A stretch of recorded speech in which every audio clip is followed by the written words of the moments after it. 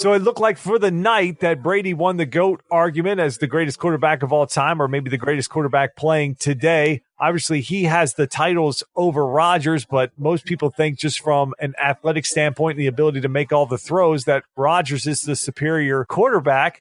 Another angle to the argument is that Brady has Bill Belichick, and we've heard this Belichick, Brady, almost the chicken and the egg. Which one brings the other one the success? It is a combination of both. I heard a lot of talk radio heads talking about Belichick's record prior to Brady. Wasn't very good, only 2 winning seasons before Brady, and obviously now all the success they've had.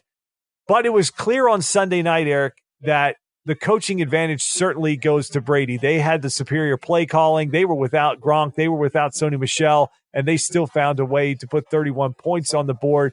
So let me ask you, when we talk about this argument, if Rodgers was a Patriot for his entire career, would he have had more success, less success, or close to the same amount of success that Brady has had as a Patriot? When I got your show notes, I thought this was one of the most interesting questions we may have ever had on the show, because when you get into this amount of conjecture, when this amount of theorizing about what would happen if, and then beyond the if is in a whole different set of circumstances that would be basically impossible to know the truth or the answer to, it makes it for a great debate and a great conversation.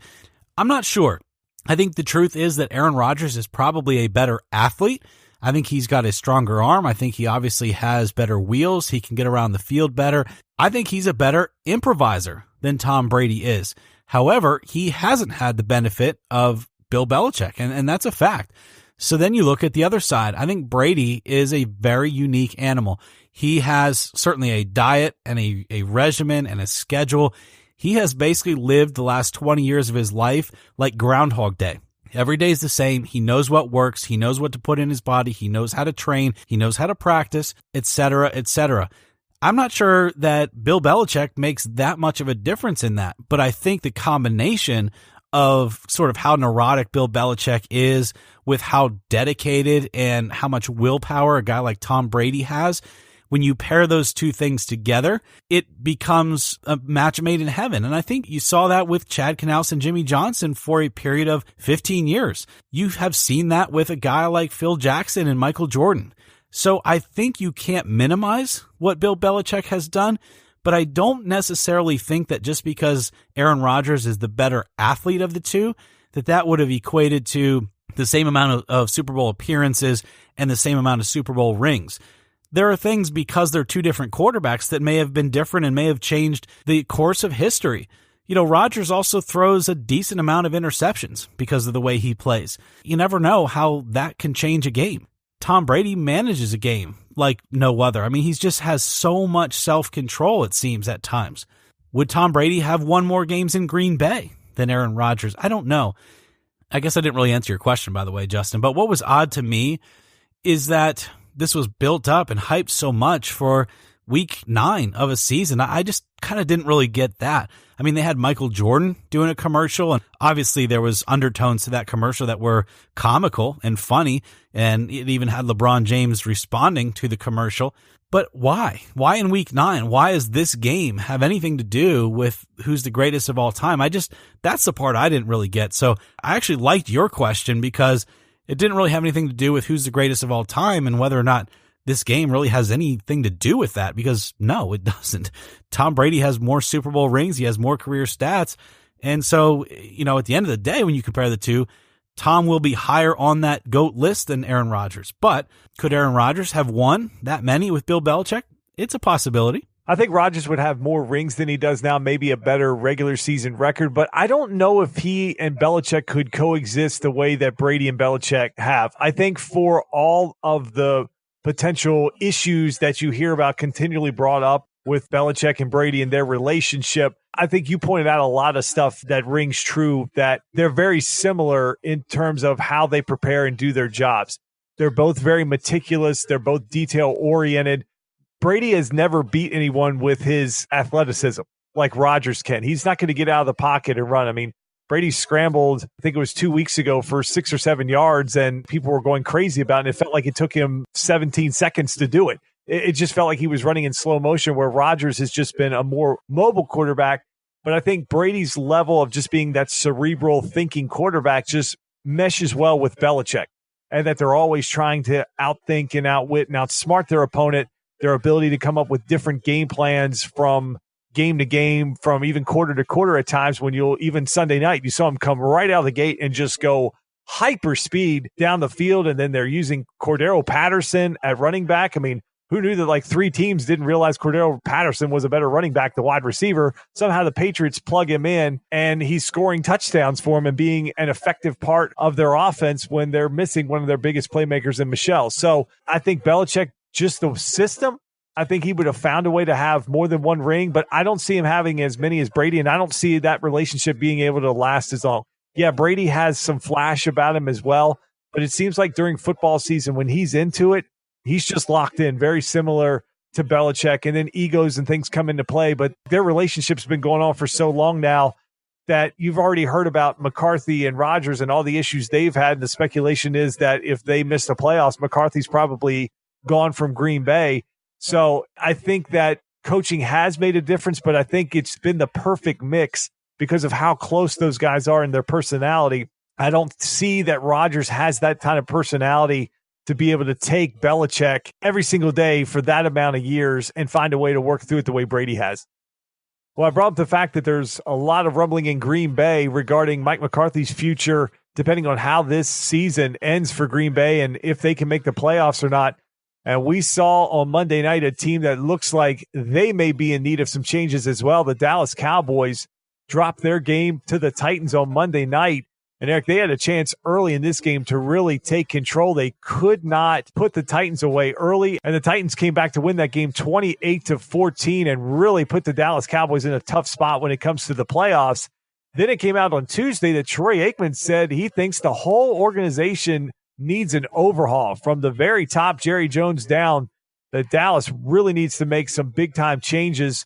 So when you look at this Dallas Cowboy team, do you lean more to Aikman's side where you feel like this thing needs to be blown up, or is it any way they can fix the current team that they have? It seems like this topic keeps coming up, not only here on this podcast, but in a lot of media outlets, because it's like people really want to believe in Dak Prescott. People really want to believe that Ezekiel Elliott is the foundation at running back.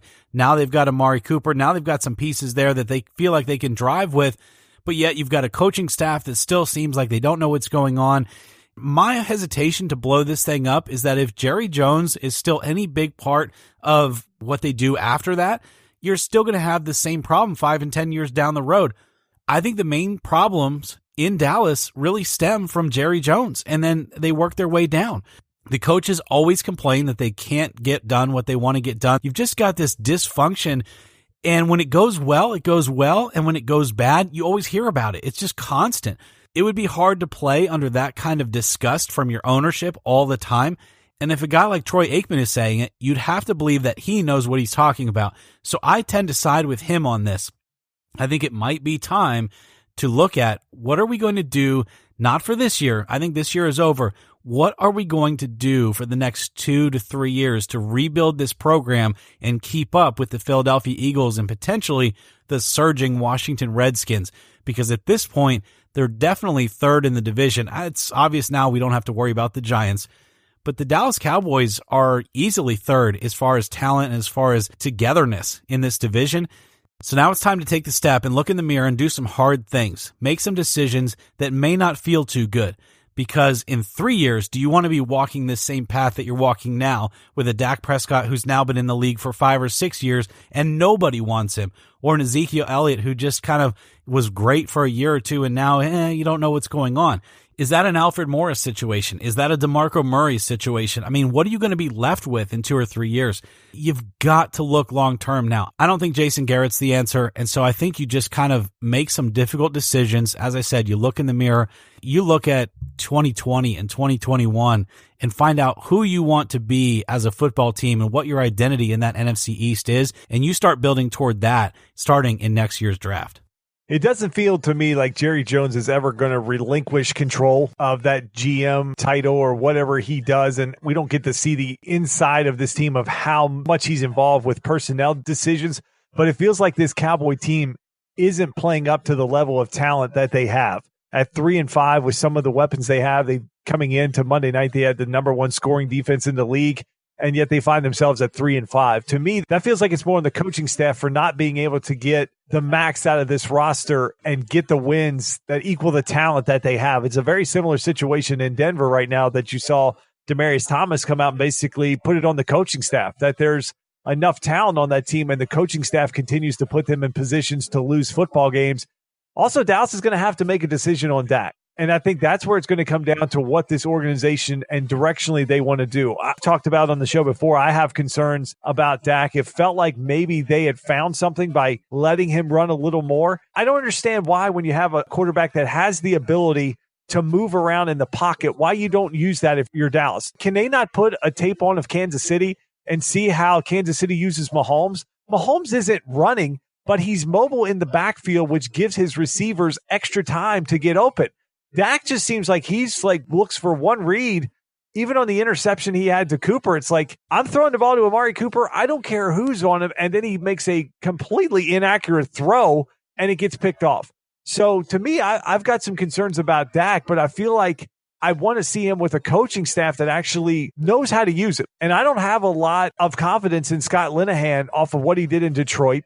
And Jason Garrett has basically had one good season in Dallas, and that's about it. So I think that they need to make a change at the head coaching position.